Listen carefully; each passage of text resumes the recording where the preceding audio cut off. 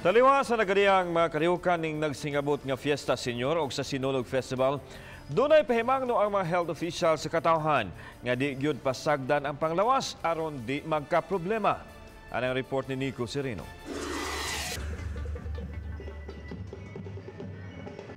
Dili pasagdan ug padayong ampingan ang panglawas. Kini ang pahimangno sa mga doktor sa Department of Health ngadto sa katawhan. Taliwa kini sa pagtambong sa lain-laing mga relihiyoso ug kulturanhong kalihukan sa musunod nga mga adlaw.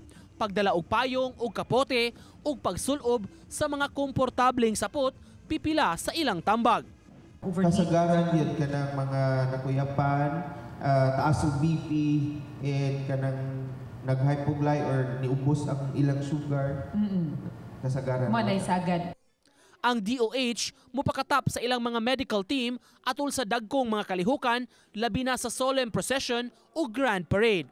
Adto sila magpondo sa mga strategic areas aron daling makaresponde sa unsamang panghitabo.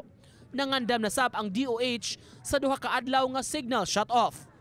Nag-provide ta og radio communicators per medical team para naagyoy mo bato or mo labay kaso na kinahanglan yun nga need og attention, medical attention.